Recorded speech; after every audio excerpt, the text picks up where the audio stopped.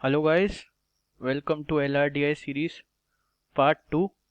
Okay, so on the day 2 we are going to discuss a topic named as set theory. Okay, आज set theory का discussion करेंगे थोड़ा बहुत. Set theory की importance क्या है वो समझ लो एक बार के लिए. 2017 both slots, 2018 both slots, 2019 both slots. Okay, ये तीनों साल टॉपिक आ चुका है कहाँ पे, LRDI के अंदर. ओके, ये टॉपिक कॉन्ट्स के अंदर भी आता है बेसिकली, बट अपना फोकस अभी LRDI है तो अपन LRDI के ऊपर थोड़ा ध्यान देंगे. ओके, LRDI के अंदर क्या इंपॉर्टेंट है क्या इंपॉर्टेंट नहीं है, आज का जो सेट है वो सेट थ्योरी के ऊपर ही बेस्ड है. तो हम पहले एक बार थोड़ा सा 5 मिनट के अंदर उसका बेसिक समझते हैं and then we will jump to that particular question. Okay okay, so first thing, there are 200 students who like reading. Okay, there are 400 students who like swimming. Okay, and there are 100 students who like both. Okay, so if someone asks you that how you will represent this in the set theory form, आपको अगर इसको set theory form में represent करना है तो आप इसको कैसे रिप्रेजेंट करोगे. So this is the way. I will mark this as reading. Okay, I will mark this as swimming. Okay, अब पहले समझते हैं कि ये पार्ट इंडिकेट क्या करता है. ये पार्ट इंडिकेट करता है ओनली स्विमिंग. मतलब ऐसे कितने लोग हैं जो सिर्फ स्विमिंग करते हैं, ओनली स्विमिंग. ठीक है, रीडिंग से उनका कोई लेना देना नहीं है. Similarly this particular portion I am talking about. Okay, this particular, right? Yeah, if we'll consider this particular question, then these are the people who are in the reading section and that is only reading, जो सिर्फ reading करते हैं. Correct, तो जो सिर्फ reading करते हैं वो ये पोर्शन है. बीच का जो बचा हुआ पोर्शन है ना गाइस, बीच का जो बचा हुआ पोर्शन है, this one, this portion is represented by both.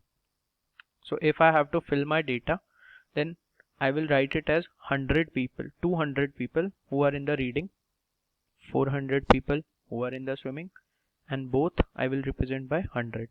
Okay, एक चीज समझो यहाँ पे, जो रीडिंग सेक्शन है ना वो बनता है ओनली रीडिंग से plus reading and swimming. Okay,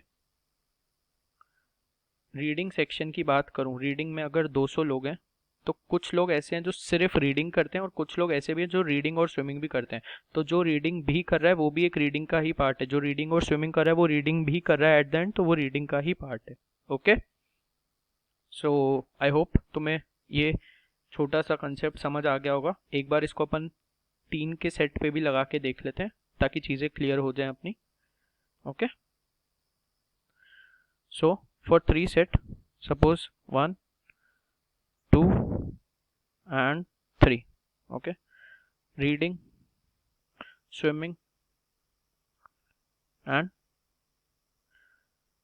playing. Okay, so I have been given 200 students read, 300 students swim and 400 students play. अब जो ये 200 स्टूडेंट्स है ना, इसके अंदर मेरा रीडिंग वाले स्टूडेंट्स जो ओनली रीडिंग करते हैं वो भी आ गए. ये ओनली रीडिंग वाला पार्ट हो गया. ठीक है, जो रीडिंग और स्विमिंग करते हैं वो भी आ गए. इस पार्ट को हम रिप्रेजेंट करते हैं रीडिंग एंड स्विमिंग से. ये वाले पार्ट को हम रिप्रेजेंट करते हैं रीडिंग एंड प्लेइंग से. और ये वाला जो पार्ट रह जाएगा ये तीनों का कॉमन पार्ट है, जो रीडिंग भी करते हैं, स्विमिंग भी करते हैं और प्लेइंग भी करते हैं. आई होप तुम लोगों को ये बेसिक सी चीज़ समझ आ गई होगी. ये वाला जैसे पार्ट हो गया ये ओनली स्विमिंग के लिए, ये वाला जो पार्ट हो गया स्विमिंग और रीडिंग के लिए, ये वाला जो पार्ट हो गया स्विमिंग एंड प्लेइंग के लिए. सिमिलरली वापस से ये वाला जो पार्ट हो गया जहाँ पे अभी कर्सर घूम रहा है, तो ये पार्ट होगा इंडिकेट रीडिंग, स्विमिंग और प्लेइंग के लिए. ओके, सो आई होप तुम्हें ये चीज़ें पता चल गई हो. ओनली रीडिंग का मतलब क्या होता है, ठीक है, ओनली स्विमिंग का मतलब क्या होता है, 2 का मतलब क्या होता है, 2 मतलब रीडिंग और एंड स्विमिंग. तो अब तुम्हें एक छोटी सी चीज़ और बता देता हूँ. रीडिंग एंड स्विमिंग का जो पोर्शन है वो इससे हाईलाइट होता है. पेन चेंज कर लिया एक बार के लिए. This is reading and swimming का पोर्शन गाइस. रीडिंग भी हो गई, स्विमिंग भी हो गया. ठीक है, आई होप तुम्हें ये समझ आ गया हो। तीनों का पोर्शन जो है वो ये वाला पोर्शन है जो अब रेड पेन से इंडिकेट कर दिया गया है। ओके, आई होप तुम्हें ये वाला कंसेप्ट समझ में आ गया होगा। And now we will move to the particular question. Okay, तो okay guys, I just hope तुम ये क्वेश्चन मेरे साथ देख पा रहे हो। A conference on human behaviour was attended by the delegates specializing in 3 subjects: psychology, physiology and sociology. Okay, any delegate who attend the conference specialized in at least one subject. तो यहाँ पे ये जो पोर्शन दे रखा है ना at least one subject का, इसका मतलब पता है क्या होता है कि जो नन पोर्शन है, ठीक है, none portion is equals to 0। ऐसा कोई भी इंसान नहीं है, ठीक है, पूरी कॉन्फ्रेंस के अंदर जो कि कुछ भी ना अटेंड करे, एक ना एक चीज तो वो पक्का अटेंड कर ही रहा है। Okay, so none portion is represented by 0 here. This is a very important thing जो आपको देखनी है। अगर यहाँ पे मेरे को कोई भी इंफॉर्मेशन नहीं दी होती ना कि कौन सा इंसान कौन सी चीज़ अटेंड कर रहा है या कौन सी चीज़ का पार्ट नहीं है, तो यहाँ पे मैं नन पोर्शन को 0 अज्यूम नहीं कर सकता था, मेरे को उसका वैल्यू निकालना पड़ता अलग से। बट सिंस यहाँ पे दे रखा है कि जो भी पूरी कॉन्फ्रेंस हो रही है उसमें जितने भी डेलीगेट्स हैं, तो डेलीगेट्स ऑलमोस्ट एक ना एक सब्जेक्ट तो पढ़ ही रहे हैं। Okay, so this is it.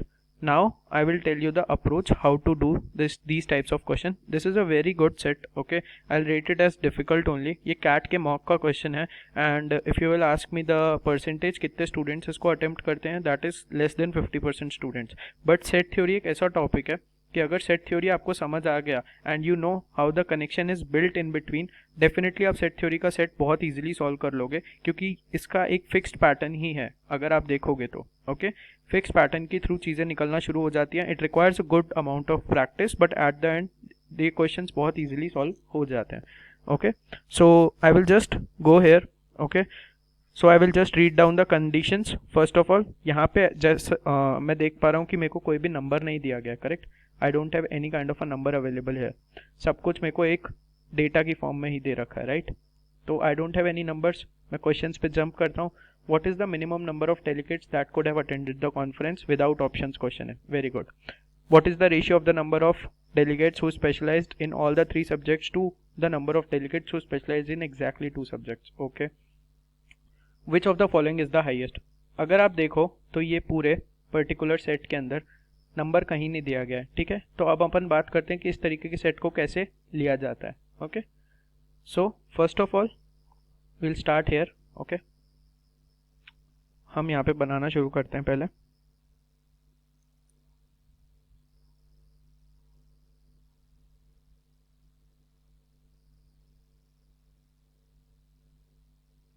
मेरे पास 3 सब्जेक्ट थे। Okay, first one is psychology, okay, second one is physiology,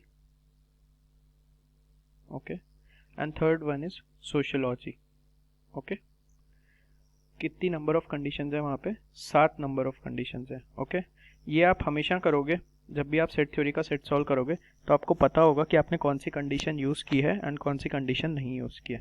okay, so we will try to understand each and every condition and then try to fill this particular data set. Okay,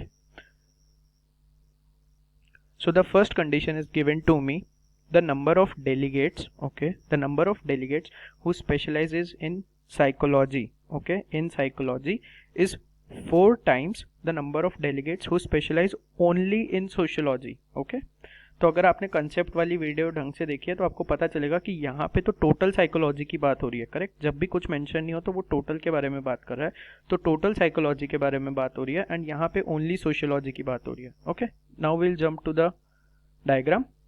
तो only sociology का जो portion है वो सिर्फ ये portion होगा, correct?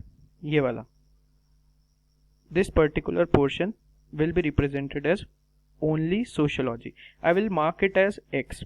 तो psychology के अंदर टोटल स्टूडेंट्स कितने हो गए? 4x। टोटल साइकोलॉजी ये है, ये पूरा का पूरा टोटल साइकोलॉजी है एंड उसके बाद 4x यहाँ पे आ जाएगा, क्योंकि सोशियोलॉजी में जो ओनली सोशियोलॉजी के हैं तो साइकोलॉजी उसका 4 टाइम्स दे रखा है, जैसे कि आपने पॉइंट 1 से पढ़ लिया होगा। The number of delegates who specialize in psychology is 4 times the number of delegates who specialize only in sociology. I hope आपको फर्स्ट पॉइंट क्लियर हो गया होगा।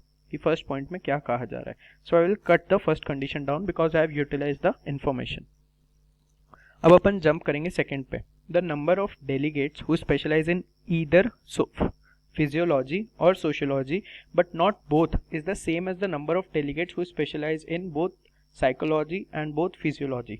This is a term. यहाँ पे अब अपन को समझना होगा कि अपने पास डेटा अभी तक सिर्फ एक ही चीज़ का भरा है. तो अपन क्या करते हैं, सेट थ्योरी का सबसे इंपॉर्टेंट ज्ञान क्या बोलता है कि पहले वेरिएबल्स मिनिमम से मिनिमम रखेंगे हम. Okay, first condition. Second, try to fill the set as much as possible. Okay, as much as possible. Try to fill the set. इसको पहले भरने का ट्राई करो एंड उसके बाद जो कंडीशन समझ नहीं आ रही उस कंडीशन की तरफ वापस से आ जाओ. Okay, so we will try to go through it. Just let me erase this first.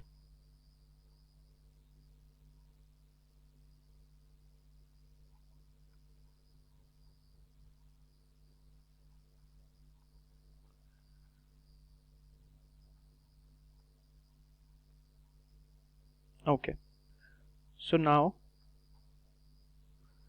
it is given my third condition, the ratio of the number of the delegates who specialize in sociology. अच्छा, in sociology बोल रहा है तो मतलब total sociology, to the number of delegates who specialize in physiology, यहाँ पे भी total physiology is 16:17.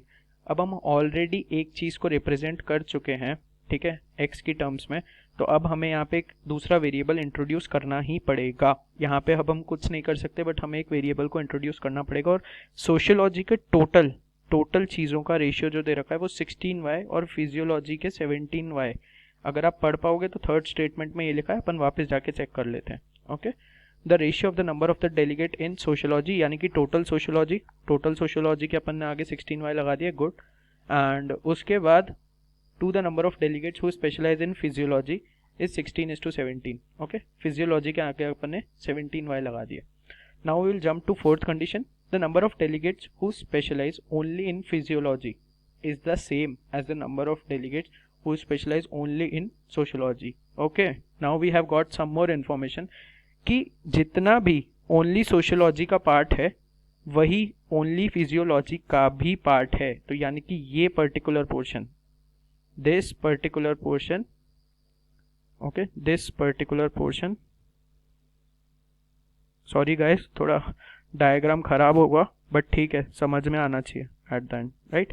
So this particular portion will be physiology का only part, which is equals to sociology का only part. This is given in the fourth condition out. Fifth condition, it is saying the number of delegates who specialize only in, अच्छा जी, only word introduce कर दिया. ये है हमारी खतरे की घंटी जिस पे हमें ध्यान देना होता है हमेशा. Okay, only in psychology and sociology. अच्छा गाइज, तो साइकोलॉजी एंड सोशियोलॉजी बोल रहा है तो यानी कि ये पोर्शन साइकोलॉजी एंड सोशियोलॉजी का पोर्शन ये होगा. करेक्ट, दोनों का कॉमन पार्ट ये है. बट हमें क्या बोल रहा है, ओनली. तो ओनली कौन सा पार्ट होगा, ओनली तो यही वाला पार्ट होगा ना. उसके अंदर मैं फिजियोलॉजी तो इंक्लूड ही नहीं कर सकता. I hope everyone is getting this thing कि जो हमें फिफ्थ कंडीशन में पार्ट बोला गया है वो पर्टिकुलरली ये पार्ट होगा. Correct, right. तो अब अपन पढ़ते हैं आगे. ये हमने पढ़ लिया कि ओनली यहाँ पे लिखा हुआ था is 1/4 the number of delegates who specialize only in physiology. अच्छा जी, यहाँ पे भी ओनली है. हमें ये लास्ट क्वेश्चन से पता चल गया था कि ये एक्स है. ठीक है, ओनली इन फिजियोलॉजी का हमने ऊपर से फिल करी थी इन्फॉर्मेशन ओनली इन फिजियोलॉजी की कि ये एक्स है. तो अभी हमें पता है कि जो साइकोलॉजी और सोशियोलॉजी का ओनली पार्ट है उसकी 1/4 है. Okay, so this particular portion will B x/4, right. I hope fifth condition आप लोगों को क्लियर हो गई होगी. लेमैन टर्म्स में एकदम बता दिया मैंने. Okay, the number of delegates who specialize only, फिर से आ गई खतरे की घंटी, only in sociology is twice the number of delegates who specialize only in psychology and physiology. अच्छा जी, तो ओनली इन सोशियोलॉजी हमें पता है कि हमारे पास x है. ठीक है, ये क्या बोल रहे हैं, x is equals to 2 times the number of people only in physiology and psychology. मेरे पास फिजियोलॉजी एंड साइकोलॉजी का जो सेक्शन दे रखा है, करेक्ट, वो ये है पूरा का पूरा as we have discussed. But इसका ओनली पार्ट तो यही होगा ना. करेक्ट, इसका ओनली पार्ट तो यही होगा. करेक्ट, तो मैं अगर इसकी वैल्यू निकालूँ तो इसकी वैल्यू निकल के आ गई x/2। थोड़ा सा दिमाग लगाना, ऊपर ऊपर किया अपन ने, x is equals to 2 into only physiology and psychology, तो ओनली साइकोलॉजी एंड फिजियोलॉजी की वैल्यू निकल के आ जाएगी x/2। ठीक है, ये हमने यहाँ पे फिल कर दी, करेक्ट। अब अपन जाएंगे सिक्स्थ कंडीशन को कट करने। हमारे पास सेवेंथ और सेकंड कंडीशन रह गई। सेवेंथ कंडीशन बोल रही है the number of the delegates who specialized in only in, वापस से ओनली आ गया, मतलब ये सेट का लेवल आप समझ जाओ किस लेवल का है। बच्चे आधा टाइम तो ओनली को मिस करेंगे और इतनी मिस्टेक्स होगी ना इस सेट के अंदर जिसकी कोई उम्मीद नहीं है, बट आपको सिर्फ धीरे से उस सेट को पढ़ना है, ओनली वर्ड पे ध्यान देना है, क्योंकि वही गेम चेंजर होता है at the end. Okay, who specialized only in psychology and sociology. अच्छा जी, is a two digit prime number less than 20। Okay, seventh condition मेरे को बोल रही है कि ये वाली जो हमने वैल्यू निकाली है x/4, x/4 is a 2-digit prime number, okay, less than 20, यानी कि 11 हो सकता है, 13 हो सकता है, 17 हो सकता है, 19 हो सकता है, करेक्ट। पांचवी तो कोई पॉसिबिलिटी बैठेगी नहीं क्योंकि ऑड प्राइम नंबर नहीं होगा वो फिर, करेक्ट। तो आई होप तुम्हें ये समझ में आ गया हो, हमारी सेवेंथ कंडीशन भी हो गई। अब हम जाएंगे सेकंड कंडीशन की तरफ। गाइस ध्यान से समझना, सेकंड कंडीशन ही आपके मार्क्स या तो लेकर आएगी या फिर आपके पूरे मार्क्स को गवा देगी, क्योंकि वो कंडीशन जिसने नहीं समझी वो नहीं समझ पाएगा पूरे सेट को। ओके, सो सेकंड कंडीशन पे आते हैं। The number of delegates who specializes in either physiology, अच्छा जी, ईदर फिजियोलॉजी और sociology but not both is the same as the number of delegates who specializes in both physiology and both psychology। मतलब यहाँ पे total की बात कर रहा है, टोटल साइकोलॉजी एंड फिजियोलॉजी वाले सेक्शन की। ठीक है, अब यहाँ पे बोल रहा है the number of delegates who specializes in either physiology और सोशियोलॉजी। फिजियोलॉजी में आप लोग मेरे को देख के बताओगे कि कितने लोग हैं जो सोशियोलॉजी और फिजियोलॉजी को छोड़कर बात कर रहे हैं। ठीक है, तो यहाँ एज पर डायग्राम यहाँ पे मेरे को दिख रहा है कि सोशियोलॉजी में एंड फिजियोलॉजी का अगर मेरे को सेकेंड कंडीशन के हिसाब से निकालना पड़े तो it will be x plus x/4। मैं एक तो ये वाला पोर्शन कंसिडर करूंगा पूरा, करेक्ट, ये वाला, ये मेरा ओनली सोशियोलॉजी का पार्ट आ जाएगा, करेक्ट, ये मेरा ओनली का आ जाएगा और ये मेरा वो पार्ट आ जाएगा जो सोशियोलॉजी का साइकोलॉजी के साथ है, करेक्ट। मेरे को सोशियोलॉजी और फिजियोलॉजी का वाला 60 का पार्ट नहीं लेना है, करेक्ट। मेरे को सोशियोलॉजी और फिजियोलॉजी वाला पार्ट नहीं लेना है। मैं साइकोलॉजी वाला पार्ट तो इंक्लूड करूंगा क्योंकि उसके अंदर तो ऑलरेडी सोशियोलॉजी के कुछ लोग बैठे हुए हैं। तो ये मेरा वैल्यू आ जाएगा 5x/4। ओके, यहाँ पे अब एक और चीज समझो, यहाँ पे मेरे को दे रखा है और का मतलब हमेशा है ना सेट थ्योरी में एडिशन को रिप्रेजेंट करता है। ठीक है, जो फिजियोलॉजी में है एंड और सोशियोलॉजी में है। ठीक है, तो अब अपन ने सोशियोलॉजी का निकाल लिया और फिजियोलॉजी का अभी निकालना बाकी है। तो जिस तरीके से अपन ने सोशियोलॉजी का अभी निकाल लिया है, यहाँ पे ये 5x/4 है, उसी तरीके से अपन यहाँ पे फिजियोलॉजी का भी निकालते हैं। मैं लिख देता हूँ ये फिजियोलॉजी है, वरना फिर साइकोलॉजी और फिजियोलॉजी में ही घूम के क्वेश्चन खराब हो जाएगा। ओके, तो फिजियोलॉजी पे आते हैं। फिजियोलॉजी का हमें पता है कि ये वाला पोर्शन, राइट, ये वाला पोर्शन हमें इंक्लूड नहीं करना था, ये भी और ये भी, करेक्ट, ये वाला पोर्शन हम इंक्लूड नहीं कर सकते, बट ये और ये तो हमें इंक्लूड करना है एट द एंड। ठीक है, तो अब हम यहाँ पे लिखेंगे x plus x/2। Okay, that will be 3x/2। Okay, हमारे पास दो वैल्यूज निकल के आ गई। अब एक और चीज़ यहाँ पे इंट्रोड्यूस की जाएगी। ठीक है, अब हमारी कंडीशंस तो सारी हो गई हैं, तो अब मैं ये वाली चीज़ को इरेज कर देता हूँ एक बार के लिए, और ध्यान से समझना अब इस चीज़ को।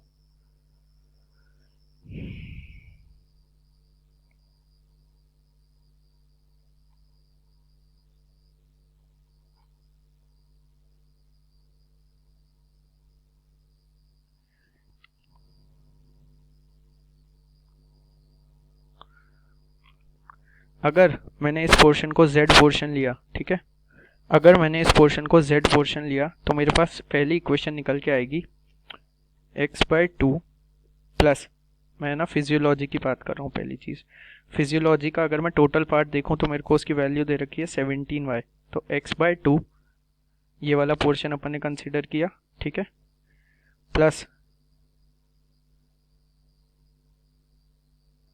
z प्लस x प्लस एक हमने ये वाला पार्ट अभी मिस कर रखा है, ओके, जो 3 का कॉमन पार्ट है,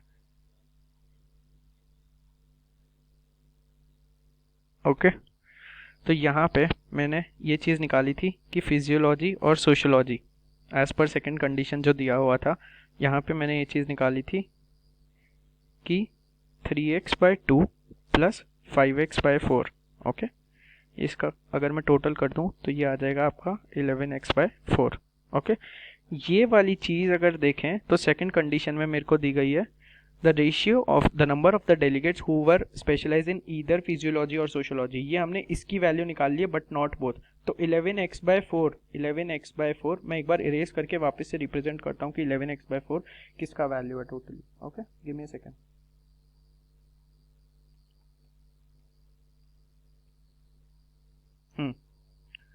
सो गाइस 11x/4 ये पूरे का वैल्यू है, ठीक है। आई होप तुम्हें समझ आ गया होगा। 11x/4 ये पूरे का वैल्यू है, is the same as the number of the delegates who specializes in both the psychology and physiology. अच्छा जी, तो बोथ टोटल बोल रहा है वहां पे, याद रखना, both the physiology and psychology. तो ये वाला पूरा पोर्शन, ये वाले की वैल्यू पालू में और ये वाले की वैल्यू निकल जाएगी फिर, करेक्ट। तो यहाँ पे मैं करूँगा x/2 प्लस जो तीनों का कॉमन पोर्शन है वो इज इक्वल्स टू 11x/4। तो तीनों के कॉमन पोर्शन की वैल्यू निकल के आ जाएगी मेरे पास 9x/4। आई होप तुम्हें यहाँ तक सब कुछ समझ आ गया होगा, ओके। आई नो बहुत मेस हो चुका है, ठीक है, but try to learn the concept, okay, तभी फायदा है। वरना तो फिर सेट थ्योरी को सेट आप आराम से पूरा 1 घंटे में सॉल्व करो, उसके मार्क्स नहीं मिलने वाले आपको, क्योंकि फिर आप एक ही सेट सॉल्व कर पाओगे पेपर के अंदर।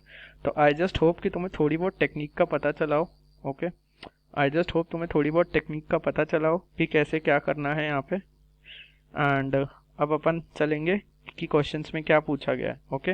बट अभी अपने पास एक चीज़ का वैल्यू निकालना बाकी है। हमने है ना ऑल कॉमन का पोर्शन का वैल्यू निकाल लिया है पर्टिकुलरली, एंड अब हम जंप करेंगे आगे कि जो रिमेनिंग पार्ट है हम उसका भी वैल्यू निकाल पाएँ, ओके। ठीक है, सॉरी थोड़ा सा डायग्राम डिस्टर्ब हो गया, बट याद है वैल्यूज़ अपने को, कोई टेंशन नहीं है।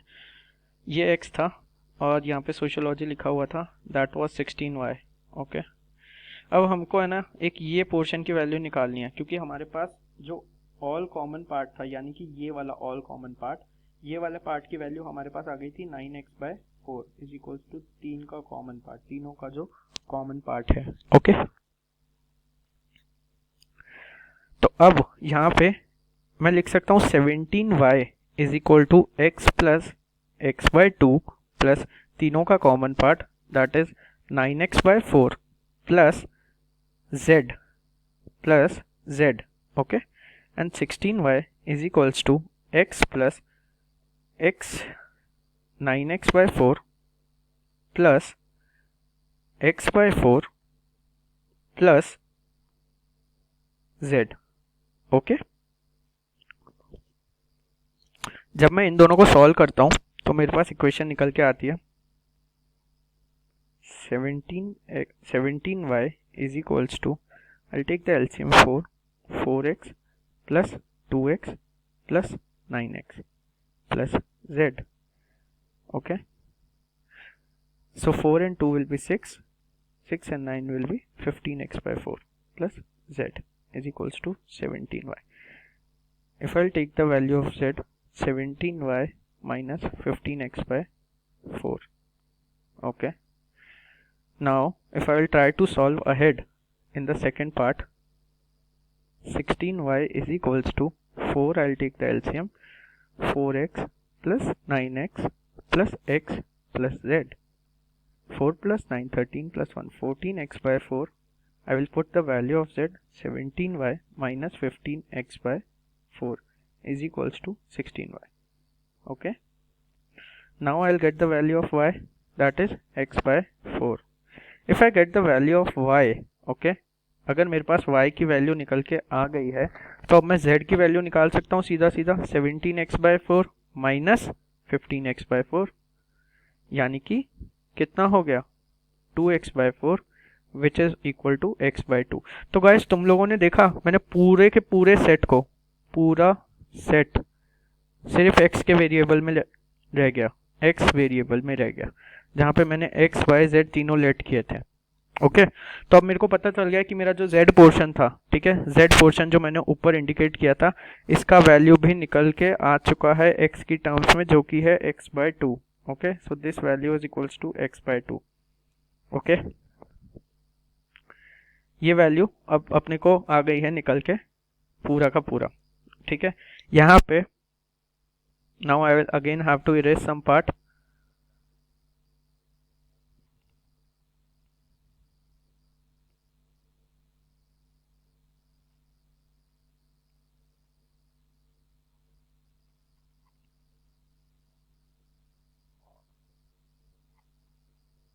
ओके यहाँ पे अब मेरे को दे रखा है कि साइकोलॉजी का एक टोटल पोर्शन अपने को 4x दे रखा था, जहाँ पे अपन x by two plus 9x by four, जो तीनों का कॉमन पार्ट है, प्लस x बाय फोर करेंगे, प्लस ओनली साइकोलॉजी करेंगे। तो अपने पास ओनली साइकोलॉजी की वैल्यू कितनी निकल के आएगी? If I take the LCM as 4, just a second guys,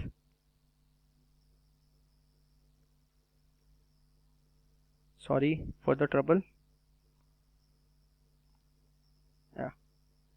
so we are back. LCM I'll take at 4, 2x plus 9x plus x. That will give me 2 and 9 will give me 11, 12x by 4 plus only psychology is equals to 4x. So only psychology का value मेरे पास निकल के आ जाएगा x. I hope आप लोग इतना कर पाओ। ओके मैंने पूरा का पूरा रिप्रेजेंट कर देता हूँ वापस से एक बार क्लियर वे में कि कौन सी वैल्यू क्या है, कौन सी वैल्यू क्या नहीं है, बट आपको वैल्यू निकालना आना चाहिए, वो सबसे इंपॉर्टेंट पार्ट है एलआरडीआई के अंदर सेट थ्योरी का। अगर आपने सही इन्फॉर्मेशन प्लग इन करी है, वेरिएबल्स को कम से कम रखा है, तो definitely you will be able to rectify it. Okay now I will clear this particular page for you and create a perfect picture so that we can calculate the answers in a easy manner. Okay?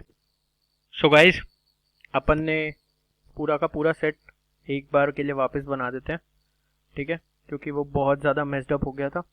अब अपने को वैसे सिर्फ question solve करना है। I hope कि तुम्हें process समझ में आ गया होगा। This was for psychology, this was for physiology. Guys जब ऐसे नाम हो साइको और फिजियो ना, it will take hardly a second, please do write it पूरा, उसको आधा अधूरा मत लिखना, पी करके मत छोड़ देना। आपका पता चला साइकोलॉजी की इन्फॉर्मेशन फिजियोलॉजी में भर दी और फिजियोलॉजी की साइकोलॉजी में भर दी, so we don't want to create that mess. Okay तीनों का इक्वल था एक्स एक्स एक्स, यहाँ पे अपने पास था 9x बाय 4, यहाँ पे अपने पास था x बाय 2, यहाँ पे अपने पास था x बाय 4 एंड यहाँ पे अपने पास था x बाय 2। ये सारी की सारी इन्फॉर्मेशन मैंने तुम्हें पिछली वाली वीडियो के अंदर बता दी थी। ओके सो पिछले वाले पार्ट के अंदर बता दी थी बेसिकली। तो अब अपन क्वेश्चंस पे जंप करते हैं, और याद रखना एक 7th कंडीशन को हमने नोट किया था कि जो x बाय 4 है वो एक 2 डिजिट प्राइम नंबर है। ओके 2 डिजिट प्राइम नंबर है वो, जिसकी वैल्यू 11, 13, 17, 19 से कहीं पर भी वेरी कर सकती है। अब पहला क्वेश्चन आता है what is the minimum number of the delegates. अच्छा एक तो ये है भी टीटा क्वेश्चन, ठीक है, टीटा का मैंने तुम्हें कल ही बताया था, TITA is a risky question. Okay either you know the answer, you are 100% correct, और you don't know the answer. वो हर केस में होगा वैसे बेसिकली, बट यहाँ पे तुम्हारा चांस ऑफ लक और कम हो जाता है क्योंकि तुम्हारे पास ऑप्शंस नहीं होते। तो तुमने अगर कोई भी वैल्यू उल्टी सीधी निकाल दी, x बाय 2 की जगह x बाय 4 कर दिया, तो तुम्हारा क्वेश्चन तो वैसे ही गलत हो जाएगा। तो थीटा के अंदर तुमने इतनी मेहनत भी की, प्लस तुम्हारे पास कोई चांस भी नहीं है चेक करने का, तो that will cost you a lot. Okay तो अब अपने पास दे रखा है what is the minimum number of delegates. Okay what is the minimum number of delegates. यहाँ पे मेरे को ये दे रखा था 17y, ये दे रखा था मेरे को 16y। ओके यहाँ पे पूछ रहा है what is the minimum number of the delegates that could have attended the conference. मेरे को ना पूरे के पूरे, यानी कि अब मेरे को पता है, देखो अब मैं वापस से ये प्रोसेस तो नहीं करूंगा कि मैं x plus x by 2 plus 9x by 4 करके फिर x बाय 4 एक बार ऐड करूंगा, ये गलत प्रोसेस है गाइस।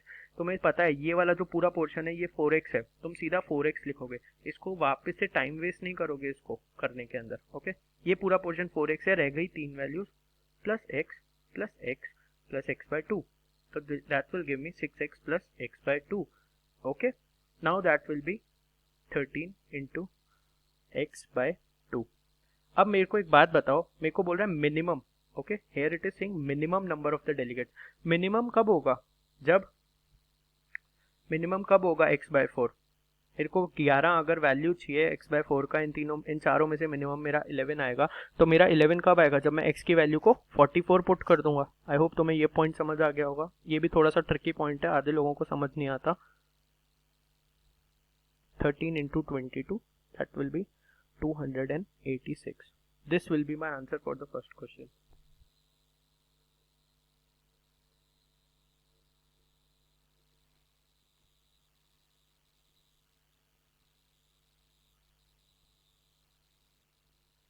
टू 286 guys, 286 आंसर है इस क्वेश्चन का। ठीक है, नेक्स्ट क्वेश्चन पे जंप करते हैं। ओके, अब इसको भी थोड़ा सा क्लीन कर देते हैं एक बार के लिए।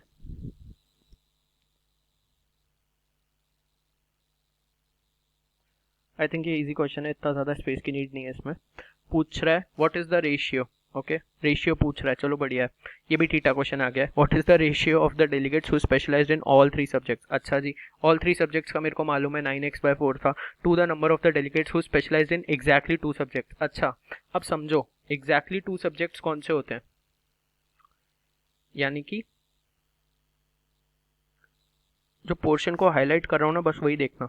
ये वाला पोर्शन पहला, ये एग्जैक्टली 2 का पोर्शन है। ओके, ये वाला पोर्शन पहला, ये एग्जैक्टली 2 का पोर्शन है। किस किस का पोर्शन है? साइकोलॉजी और फिजियोलॉजी का। ये एक पोर्शन एग्जैक्टली 2 का पोर्शन है, ये वाला पोर्शन x/4, यानी कि ये है तुम्हारा साइकोलॉजी और सोशियोलॉजी। ये वाला एक पोर्शन है पूरा physiology and sociology. Okay, physiology and sociology x/2। Okay, so अब मेरे को ये तीनों वैल्यूज को ऐड करना पड़ेगा। ओके, तो x/2 plus x/2 plus x/4.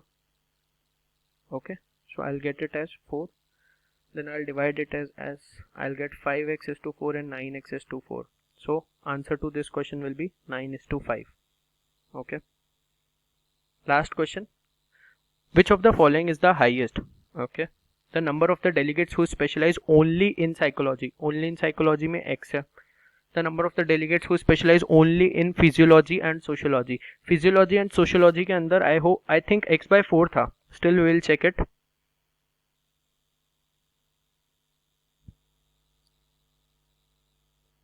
Physiology and sociology. Okay, x/2 था, my bad. इसको x/2 कर देते हैं। The number of the delegates who specialize only in physiology and psychology, ये भी x/2 था। And the number of the psychology and sociology, psychology and sociology, ये x/4 था। I hope सबको पता होगा कि x ही इन सबसे ज़्यादा बड़ा है। तो answer for this question will be A part. Okay, talking about the remains of the thing, set theory. क्या सीखा आज आपने? पहली चीज़, ये तो मैंने समझाया है इसलिए मुझे 30 मिनट लग गए, ठीक है, समझाने में इसको। गाइस समझो, ये 10 मिनट का सेट है hardly.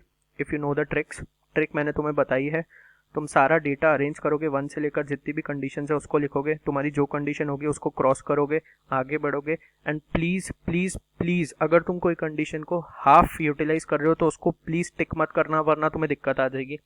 Try to reduce the number of variables as minimum as possible. मतलब जितने कम वेरिएबल्स रखोगे उतने फ़ायदे में रहोगे, क्योंकि अगर तुमने वेरिएबल जहाँ पे बढ़ाए तो तुम्हें 4-5 इक्वेशंस को सॉल्व करना पड़ जाएगा, जैसे x + y = z एंड ये एंड वो सब।